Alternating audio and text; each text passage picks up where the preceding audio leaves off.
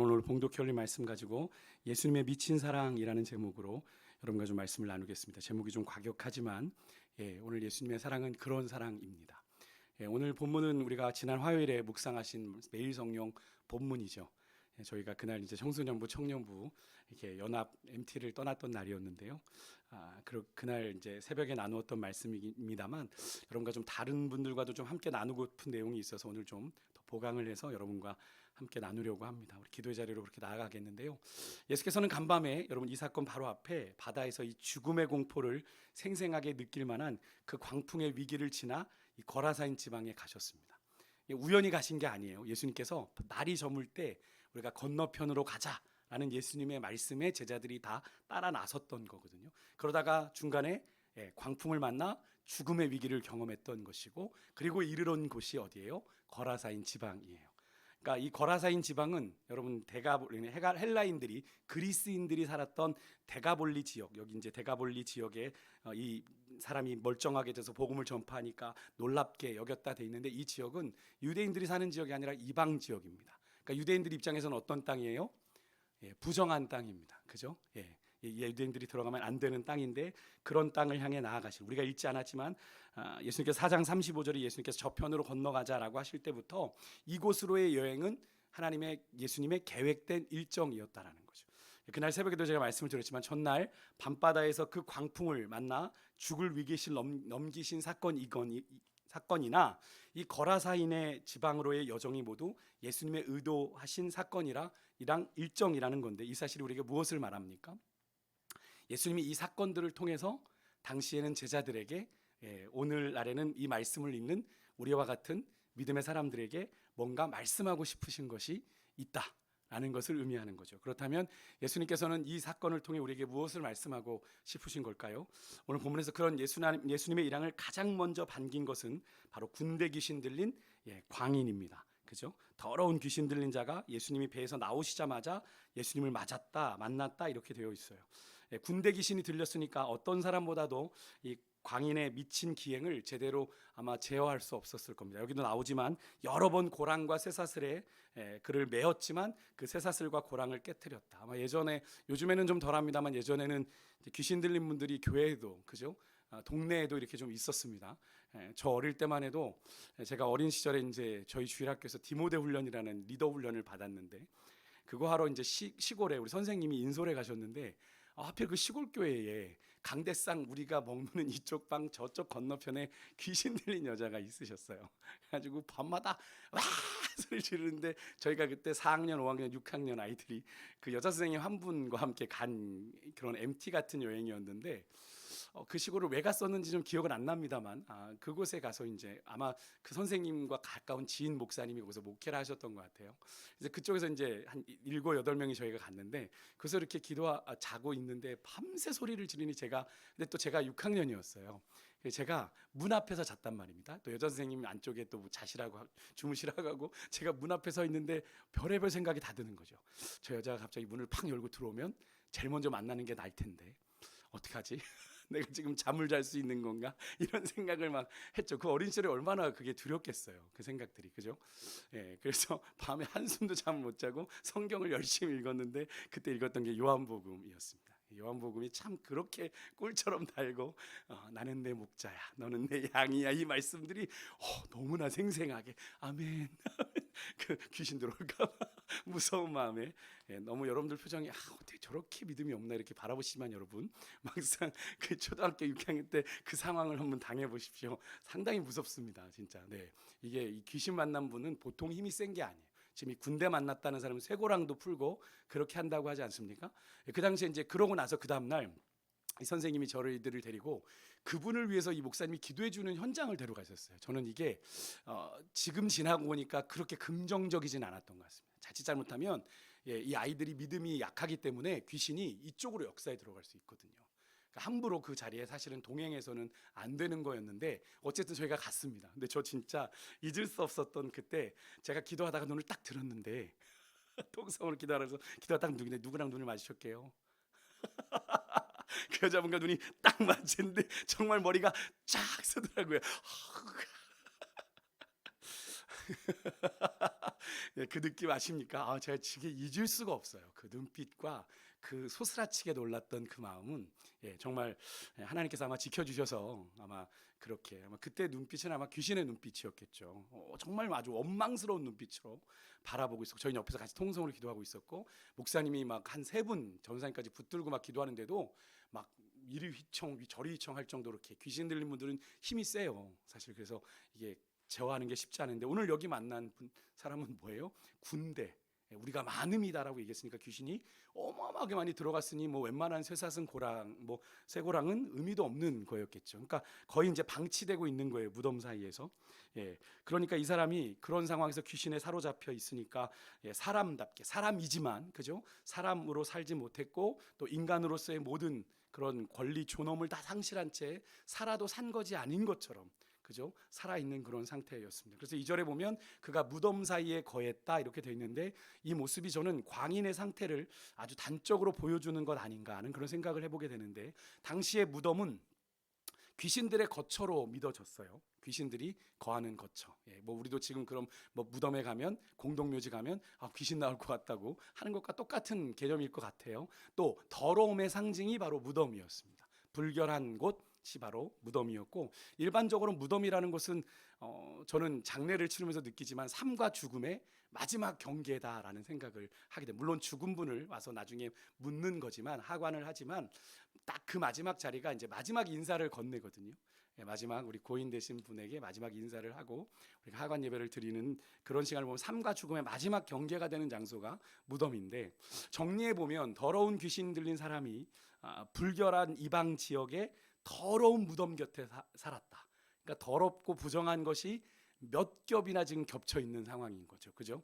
이 모습이 당시에 어쩌면 유대인들이 이 거라사 지방의 이방인들을 바라보는 관점이기도 했습니다. 그러니까 그곳과는 아예 상종도 하지 않으려고 했겠죠. 그죠? 근데 거기에 누가 가신 거예요? 예수님이 가신 거예요. 그 당시 예수님이 가신 거예요. 하지만 예수님이 그렇게 외면당하던 그렇게 무시당하던 부정한 이방 땅에 예수님이 가셔서 그죠? 부정하고 더러운 곳인 무덤 사이에 살고 있는 이 더러운 귀신이 들려있는 이 부정한 이 사람을 만나주시는 거예요. 예수님께서 간밤에 바다의 그 미친 광풍을 뚫고 여기까지 온 것이 바로 이 미친 사람을 죄송해요. 여감이 참 안 좋네요. 자꾸 미쳤다 그러니까. 그죠? 이해하고 들어주십시오. 미친 사람을 구원하시기 위함이다라는 사실이 너무나 놀랍지 않습니까? 저는 이 이야기를 이번에 매일 성경으로 다시 묵상하면서 이전에 좀 보지 못했던 그런 예수님의 마음이 좀 느껴지더라고요. 여러분 이 예수님의 사람이 정말 놀랍지 않습니까? 누구도 관심을 갖지 않아요. 부정한 이방 땅에 사는 그 더러운 귀신 들려서 쇠고랑도 제어하지 못하는 더러운 귀신 들린 그 미친 사람 하나를 구하겠다고 예수님의 그 무모한 듯해 보이는 항해, 그죠? 그 바다에서 다 지금 제자들이 몰살당할 뻔했던 그 광풍, 그죠? 어쩌면 너무나 낭비스러운 시간인 듯 보이는 그 발걸음. 하지만 여기에는 예수님의 분명한 의도가 있다라고 제가 말씀을 드렸는데 무슨 의도이겠습니까? 여러분 예수님의 구원의 열정에는 하나님 나라 선포에는 어떤 지역적인 한계도 차별도 제한도 없다라는 사실을 우리에게 보여주시기 위함인 거죠. 여러분 이런 예수님의 미친 사랑이 오늘에는 여러분과 저도 구원하여 오늘 우리를 이 자리에 있게 한 줄 믿습니다. 그렇죠? 그 주님의 사랑 때문에 그 미친 사랑 때문에 그래요. 주일 예배 때도 제가 말씀드렸지만 여러분이나 저나 구원받을 자격이나 조건을 갖춘 분들입니까? 아니에요. 우리가 수십 년 신앙생활에도 절대로 하나님의 구원에 합당한 존재가 될 수 없는 우리는 전적인 부패하고 타락한 존재다라는 사실을 우리는 늘 기억해야 돼요. 오늘 본문에서 만나는 이 예수님의 불타는 미친 사랑이 오늘날의 거라사 지방 같은 그죠? 변방이에요. 그죠? 이방인들이 사는 부정한 땅이에요. 이 동방의 작은 나라 이 대한민국에 사는 여러분과 저를 찾아와서 구원하신 거죠. 여러분 믿으십니까? 여러분 그 사랑이 우리를 구원하신 거예요. 여러분 우리 주님은 그래서 디모데전서 2장 4절에 보면 사도 바울이 말하는 것처럼 모든 사람이 구원을 받으며 진리를 아는데 이르기를 원하신다 라는 그런 마음 때문에 당신의 구원의 역사를 지금도 멈추지 않고 계시는 거예요. 그래서 함부로 우리가 그렇게 판단하면 안 됩니다. 우리가 신앙생활을 좀 하다 보면 그런 좀 마음을 갖게 되는데 내가 하나님이 되어 누군가의 구원을 막 판단하는 그죠? 저 사람은 구원받을 거야. 저 사람은 구원받기 글렀어. 나도 모르는 사이에 내 마음에서 이미 정죄하고 판단하는 그런 일들이 일어나요. 그렇게 속단해서는 안 됩니다. 여러분 구원의 영역은 우리가 예수 믿으면 입으로 신하여 구원에 이르느니라 말씀으로 정의되어 있지만 그 사람의 구원은 누가 결정하시는 거예요? 하나님이 하시는 거예요. 우리는 그것을 통해서 가시적으로 확인은 하지만 말씀을 통해서 그렇게 구원을 얻는구나 하지만 그 구원의 마지막 최종 결정은 하나님이 하죠. 그래서 구원의 영역은 철저하게 하나님의 영역입니다. 그래서 마태복음 25장에 보면 예수님께서 다시 오시는 그 재림의 때를 이야기하시면서 31절 33절에 심판주로 오시는 주님이 양은 어디에? 오른편에. 모든 민족을 다 모아놓고 양은 오른편에 염소는 왼편에 있게 하심으로 구원을 그때 결정하시죠. 그죠? 이 구원은 오로지 하나님의 권한이에요. 그러면 하나님이 그렇게 결정하실 때까지 구원은 어떻게 되는 겁니까? 아직 미결된 상황. 우리는 물론 예수 믿고 구원받아 신앙생활하는 우리는 구원받았지만 구원의 최종 구원받았어 땅땅땅 치시는 데는 그때예요. 마지막 구원의 최종 완성이 이루어지는 그때. 그렇기 때문에 우리는 우리가 이 신앙생활을 좀 하다 보면 누군가에 대해서 어떤 신앙에 대해서 좀 구원에 대해서 좀 쉽게 단정하는 경우가 있는데 여러분 그것은 구원을 단순히 결정하시는 하나님의 그 권위에 우리가 도전하는 아주 무서운 죄라는 사실을 여러분 잊으시면 안 됩니다. 여러분 그때까지는 그분에게 구원의 기회가 있는 거예요. 그러니까 그분이 그렇게 우리가 볼 때는 구원 못 받을 것 같은데 하나님이 정말 강권적으로 역사하셔서 그분 구원하시면 나중에 어떻게 하실 거예요? 하나님 왜 저런 사람 구원했어요? 라고 얘기하실 겁니까? 아니죠. 구원은 하나님의 영역입니다. 그래서 예수님과 십자가 못 박혔던 그 십자가형을 당했던 강도 중에 하나도 그분 혹시 부러워하신 분 없으십니까 여러분? 나도 저렇게 살다가 저 마지막 때 저렇게 낼름 구원 받았으면 좋겠다. 저는 한번 생각해 본 적 있습니다. 괜찮은데? 그런 생각 가끔 하지 않습니까? 그리고 그런 얘기 하잖아요. 내가 잘 저기 놀다가 나중에 저기 죽기 전에 내가 믿을게 이렇게 얘기하시는 분들 예전에 많았지 않습니까? 그렇지만 여러분 그건 정말 하나님의 특별한 은혜예요. 그렇게 마지막에 구원을 깨닫고 가실 수 있는 건 정말 은혜인데 그 십자가 강도가 구원받은 건 여러분 누구도 뭐라 할 수가 없는 거죠. 그건 주님이 너가 오늘 밤 나와 함께 낙원에 있겠다고 하시는데 누가 거기에 반론을 제의할 수 있겠어요. 여러분 구원은 하나님의 영역입니다. 여러분 예수님 당시에 저 거라사 지방의 광인이 여러분 구원받을 거다, 예수님의 복음을 들을 거다, 하나님의 나라를 누릴 거다라고 감히 상상한 사람이 있었을까요? 없었을 겁니다. 아무도 없었을, 관심도 없었을 것이고, 그러려고 시도도 누군가 생각하지 않았을 겁니다. 그 땅까지는 갔을지 몰라도 거기 무덤 주변으로는 가지 마, 아예 버려, 버린 땅이야, 이렇게 생각했을 곳입니다. 근데 예수님께서는 직접 그를 찾아가셨고 누구도 예상하지 못한 하나님의 구원의 역사를 이루셨다라는 것을 여러분 꼭 기억하셨으면 좋겠어요. 오늘 본문을 보면 이 광인 안에 있는 이 군대 귀신이요, 예수님이 어떤 분인지를 알아요. 하나님의 아들이신 것, 그리고 그가 자신을 어떻게 하실 수 있는 존재라는 사실을 다 알고 있습니다. 그죠? 그래서 이 귀신은 예수님께 대항할 생각을 포기한 채 자기 정체를 밝히죠. 그리고 자신을 어떻게 해달라고 그래요? 더 제짓대에게 들어가게 해달라고 청해서 허락을 받습니다. 그 돼지떼를 바다로 뛰어들게 해서 이 몰살을 시켜버리는 것으로 이 사단은 자기의 존재를 그렇게 계속 끝까지 부각을 시키는데, 여러분 이 마귀가 했던 이 일들을 한번 생각해 보시면 이 원수 마귀에 대해서 우리가 좀 중요한 것을 좀 깨닫게 되는데, 여러분 우리의 원수 마귀는 절대로 우리에게 긍휼을 베풀지 않아요. 사람이든 가축이든 자신의 목적을 이루기 위해선 어떻게 해요?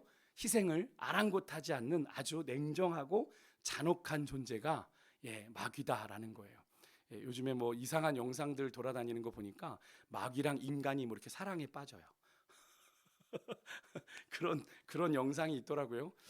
이게 이렇게, 그게 뭘 의미합니까? 마귀도 우리에게 은연중에 뭐가 될 수 있다? 우리와 친구가 될 수 있다. 그렇게 은연중에 그런 영상이나 영화나 이런 클립들을 통해서 우리에게 은연중에 전파하는 거죠. 지금 이제 여러 가지 동성애나 이런 것들이 여러 가지 영화나 드라마를 통해 우리에게 되게 로맨틱하고 되게 아름다운 것처럼 비추어지고 있는 것처럼 말입니다. 성경은 분명히 그것이 죄라고 말하고 있는데 그렇지 않은 것처럼 오늘 시대의 문화적인 시각으로 그렇게 우리에게 은연중에 가르치고 있는 현실을 우리가 살아가고 있어요. 그러니까 여러분들이 이런 것들을 그냥 노골적으로 그냥 아무렇게나 보고 있으면 나도 모르는 사이에 괜찮네, 괜찮네, 예전엔 분명히 죄라고 여겼던 것에 대해서 자꾸 우리가 조금씩 시대에 따라 양보하게 되면 우리의 기준이 어떻게 되는 거예요? 무너지게 되는 거죠. 우리가 붙잡아야 되는 기준이. 그렇게 예수님께 여러분 이 마귀가 굴복하여 쫓겨가면서도요, 보십시오. 자기가 오랫동안 이곳에 머물렀잖아요. 그죠? 머물렀던 이 마을 사람들에게 어떻게든 타격을 주기 위해서 발악하죠. 그 돼지 2,000마리, 거의 2,000마리 되는 돼지떼를 몰살시킵니다. 상당한 이 경제적 손실이었을 거예요. 그 당시에 그런 돼지가 2,000마리나 된다? 지금도 어마어마한 액수인데 그 당시에 2,000마리라는 건 어마어마한 액수였을 겁니다. 그런데 여러분, 귀신이 그렇게 그들에게 피해만 주려고 했던 걸까요? 어떻게든 여러분, 자신이 머물던 이 거라산 지역에 이 영적인 주도권을 누가 쥐고 있었습니까? 이 군대막이 들린 이 사람이 쥐고 있었어요. 그죠? 그런데 그것을 예수님께 빼앗기지 않으려고 최후의 발악을 한 겁니다. 여러분, 안타깝게도요, 그런 귀신의 계략에, 최후의 발악에 반응하듯, 물론 확인되지 않았습니다. 그 지역의 사람들이 여러분, 그들의 그 골치 아픈 문제를 지금 광인을 해결해 주셨잖아요, 예수님이. 그죠? 근데 어떻게 하셨어요? 그 예수님을 웰컴했습니까? 환영했어요? 모셔드렸습니까? 잔치를 벌였어요? 아니요. 그 예수님마저도 어떻게 했습니까? 쫓아냈습니다. 예수님을 쫓아냈다는 건 복음을 거절했다는 얘기고 하나님의 나라를 거절했다는 얘기죠. 그러니까 사단은 그것까지 본 겁니다. 그죠? 그렇게까지 마지막에 돼지떼를 죽이면서 그렇게 자신의 영적인 주도권을 주님께도 내가 못 먹는 거 너도 먹지 마 이겁니다. 그죠? 예수님도 못 가지시도록 내쫓기게 만든, 예수님이 물론 능력이 없어서 하신 건 아니죠. 하지만 예수님께서 그렇게 하신 거죠.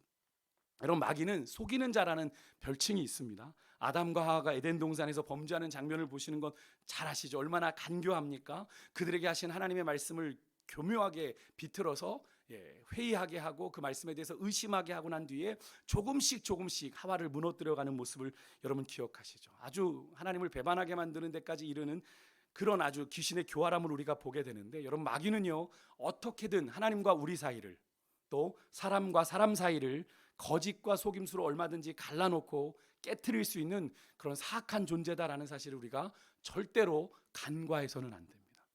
그래서 성경은 우리에게 뭐라고 얘기하냐면, 그런 마귀에게 조금의 틈도 주지 말래요. 빈틈을 주지 마라. 그래서 사도 바울이 에베소서 4장 27절에 마귀에게 틈을 주지 말아라. 그러니까 요만큼의 틈도 주지 말라는 거예요. 데살로니가전서 5장 22절엔 악은 모양이라도 버리라고 얘기를 하고 있는 거예요.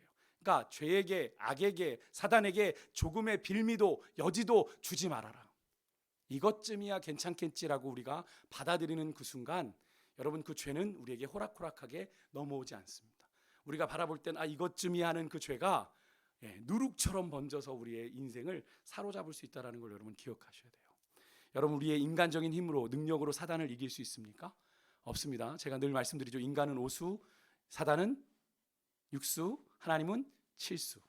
그래서 이게 영적인 힘에 우리 어르신 목사님이 가르쳐 주신 건데 상당히 의미가 있어요. 예수님의 칠은 완전수를 의미하니까 예수님에게 사단이 아무리 도전하려고 하지만 안 되는 거죠. 하지만 우리가 예수님의 능력을 덧입을 때 우리가 사단의 권세를 이길 수 있는 거죠. 왜 그렇습니까? 예수님께서는 이미 사단을 결박하셨기 때문에. 그래서 우리는 절대로 우리 마귀에게, 우리가 해야 되는 건 영적인 빌미, 영적인 틈을 주지 말아라. 여러분, 그것을 꼭 기억하시길 바라고, 끝으로 오늘 이 거라사인 지방의 마을 사람들을 한번 잠깐 살펴보면요, 오늘 이야기에서 이 귀신 들린 사람은 무덤 사이에 거하는 군대 귀신 들린 사람이 한 사람인 것처럼 보여요. 근데 오늘 이야기에 저는 귀신 들린 자가 하나 더 있더라고요. 누구인 것 같으십니까? 오늘 본문에 보면 거라사인 지방의 마을 사람들, 이들이 귀신 들린 사람들이에요. 죄송합니다. 이거 너무 과격한 거 아닙니까, 목사님? 이렇게 얘기할 수 있는데, 여러분, 군대 귀신이 들려 무덤 사이에 있는 광인에 대해서는 아무 일도 못했어요. 그죠? 그의 그런 영적인 힘에 눌려서 그가 자신들에게 직접적인 영향, 피해만 안 주면 괜찮다라는 식으로 마귀의 역사를 방치했던 마을 주민들인데, 그죠? 내비뒀던 마을 주민들인데, 그런 사람들이 광인에게서 귀신을 쫓아내고 그를 온전한 인간으로 회복시키신 예수님에 대해서는 여러분, 의기투합을 해서 그들의 마을에서 쫓아내는 일을 했는데, 이유가 뭡니까? 이유가 뭐예요? 누군가의 2,000마리 돼지떼가 바다에 수장되는 이야기가 옆 마을에도 저 마을에도 읍내와 여러 마을에 다 소문이 났어요. 사람들이 어떻게 되는지를 다 보러 온 거죠. 그러니까 이 예수님이 오면 우리에게 어떤 일이 벌어지겠다, 또 이런 일이 벌어지겠구나 하는 생각에 그들은 군대 귀신보다 더 강력한 뭐에 사로잡혔습니까? 맘몬, 물질의 귀신에 사로잡혀서 그들은 복음이자 메시아 되신 구원자 되신 예수님의 참된 가치를 알아보지 못하고 주님을 내몰게 된 거죠. 어찌 보면 하나님 나라의 관점에서 보면요, 어쩌면 이 거라사 지방의 사람들이 더 미친 사람들이고 어쩌면 더 더럽고 부정한 사람들이지 않을까 하는 그런 생각을 해보게 됩니다. 한편으로는 이 거라사인 지역의 사람들의 모습은 한편으로는 여러분과 저의 영적인 상태를 대변하고 있다고 해도 과언이 아니에요. 귀신의 권세가 그들의 지역에 들어와서 역사하고 있는데도 방치했던 자들이, 그죠? 정작 자신들을 살리는 복음을 들고 와 외치시는 예수님은 내쫓아 버리는 그런 모습. 세상의 소리에는 무방비로 노출된 채 어떤 영적인 필터링도 없이 그것이 맞는 양 보고 듣고 하면서 정작 들어야 될 하나님의 말씀에는 귀를 닫고 눈을 감은 채 살아가는 우리들의 모습과 크게 다르지 않다라는 것을 여러분 느끼십니까? 여러분과 저의 모습이 오늘 거라사인 지방의 사람들과 많이 다릅니까? 사실 오늘 우리는 이 시대의 만몬 귀신에게서 자유합니까? 물질에 자유하세요? 굳이 만몬만이 아니죠. 세상에서 말하는 육신의 정욕, 이생의 자랑, 안목의 정욕으로 끊임없이 우리에게 미혹해오는 예수님을 광야에서 시험했던 마귀가 우리에게도 똑같이 육신의 정욕으로, 이생의 자랑으로, 안목의 정욕으로 우리를 끊임없이 미혹해오고 있는 그 원수 마귀의 권세에 여러분 어떻게 반응하고 계세요? 말씀대로, 오늘 말씀대로 대적하고 계십니까? 마귀와 싸우되 피 흘리기까지 싸워라 라고 말씀하신 대로 정말 그렇게 대적하며 살고 계십니까? 늘 말씀드리지만 하나님보다 더 사랑하는 것이 바로 우리에게 우상이에요. 다른 게 우상이 아니라 우리의 왕 되신, 우리의 삶의 참 주인 되신 우리 주님보다 내가 더 사랑하고 지금 마음이 뺏겨 있고 내 시간을 쏟고 있고 내가 거기에 관심을 집중하고 있는 그 우상이 여러분들에게는 없으세요? 이렇게 말하니까 이제 어떤 분들은 목사님 너무 세상의 것을 다 터부시하는 것 아닙니까? 아니요, 그렇지 않습니다. 세상의 것 누리라고 주신 거니까 누리셔야죠. 하지만 그것보다 여러분 주님을 더 사랑하는 것, 그죠? 그것을 주님보다 더 사랑하는 여러분이 잘 아실 거 아니에요. 그건 여러분이 판단하셔야죠. 하나님이 허락하신 걸 누리되 그것이 주님보다 먼저 되면 안 되는 거잖아요. 그건 우리가 해야 될 일이죠. 하나님께서 우리에게 누리라 주신 거니까 누리되 그것이 주님보다 내가 더 사랑하는 것이 되고 주님과 보내는 시간보다 내가 더 많은 시간을 누리게 되는 것이라면 그것은 우리에게 유익한 것이 아니라 해가 되는 거잖아요. 여러분, 성경이 우리 주님과 성도들의 관계를 표현하는 여러 비유가 있지만 그 중에 하나가 여러분 신랑 되신 예수님과 우리는 뭐라고 그래요? 신부된 우리 성도들을 이렇게 비유하죠. 그런 관점에서 볼 때 여러분 오늘 우리는 이 신랑 되신 우리 주님의 신부로 내가 영적인 정결함을 지켜야 하는데 혹시 오늘 이 거라사 지방의 사람들처럼 혹시 영적인 부정함을 저지르며 살아가고 있지는 않은지. 여러분, 예수님의 오늘 이 사건이 되게 무모한 듯 보이고 아까 제가 서두에 그랬습니다. 낭비인 듯 쓸데없는 짓인 것 같았는데 여러분 그 결과가 어떠했는지 아십니까? 오늘 이 마지막에 보시면 귀신 들렸던 사람이 고침을 받고 18절에 보니까 예수님이 함께 있기를 원했습니다. 근데 예수님이 허락하지 않으시고 예수님이 이렇게 말씀하세요. 집으로 돌아가 주께서 내게 어떻게 큰 일을 행하사 너를 불쌍히 여기신 것을 가족에게 알려라. 무엇을 하시기 위해서 그 땅에 가신 거예요? 이 거라사 군대 귀신 들린 이 광인을 그 땅에 복음의 씨앗으로 심어 그들의 가족뿐 아니라 그 지역을 하나님의 나라를 이루어 가시기 위한 아름다운 썩어지는 미랄로 삼으시고자 하나님께서 그 땅을 가셨던 거죠. 사람의 관점에서 볼 땐 쓸데없는 짓이었던 것처럼 보였지만 주님이 가서 그 일을 행하시니까 그곳에 하나님의 구원의 역사가 임하게 된 거죠. 여기 보시니까 보십시오. 그가 가서 예수께서 자기에게 어떻게 큰 일 행하셨는지를 대가볼리 그 지역에 지금 지역이 훨씬 넓어졌어요. 시작은 분명히 거라사 지역이었습니다. 그죠? 그런데 이제는 이 사람이 복음을 전한 지역은 거라사 지역만이 아니라 대가볼리 지역 전부를 다 커버하면서 그가 복음을 전했는데 그것을 모든 사람이 놀랍게 여기더라. 복음의 역사가 그 사람을 통해서 일어나게 된 것. 여러분, 오늘 우리의 삶이 그런 삶이길 원합니다. 우리가 오늘 이 땅을 살아가는 우리의 삶에 하나님이 부르심의 목적이 바로 거기에 있어요. 늘 말씀드리지만 우리가 구원받은 것은 절대로 그냥 이 땅에서 내가 그냥 내 마음대로 살다가 나중에 천국 가요 라고 가는 게 아니란 말이에요. 구원받은 그 순간부터 우리 인생에는 뭐가 임해요? 하나님의 나라가 임해요. 하나님의 나라가 임했다는 건 하나님의 다스림과 하나님의 통치를 경험하는 구원받은 인생을 우리는 이미 이 땅에서부터 시작한다는 것을 의미합니다. 그죠? 그렇게 구원받았기 때문에, 값으로 산 것이 되었기 때문에, 이전에는 나를 위하여 살았고 내가 아둥바둥 위하여 살았지만 이제는 어떤 존재로 살아갑니까? 그렇게 구원받은 이후로는 누구를 위한 삶? 우리의 삶의 왕 대신, 우리의 삶의 참 주인 대신 주님을 위한 삶으로 살아가야 되는 것이 있기에, 우리 성도의 삶은 부르심의 삶인 거예요. 누구에게나 부르심이 있는 겁니다. 그 가정에, 그 일터에, 그 삶의 현장에 우리를 부르시고 있게 하신 목적이 있다. 무엇을 위한 거예요? 복음을 위한 거다. 주의 나라가 우리를 통하여 그곳에 임하게 하시기 위한 거룩한 통로로 우리를 그곳에 부르셨다 라는 사실을 여러분 기억하시고, 오늘 이 밤 하나님, 내가 거라사 광인 같은, 아니 그보다 더한 더러운 존재지만 그런 나를 구원하여 주시고 그런 하나님의 거룩한 백성 삼아주신 그 은혜를 내가 온전히 기억하며 주의 부르심에 응답하는 그런 인생으로 살아갈 수 있도록 하나님 오늘도 내게 은혜 베풀어 달라고, 그렇게 우리 소망하는 가운데 우리가 나아가는 오늘 이 밤이 되었으면 좋겠습니다. 우리 같이 찬양할 때 우리 아까 불렀던 찬양인데요, 아버지 사랑 내가 노래, 우리 함께 찬양하겠습니다.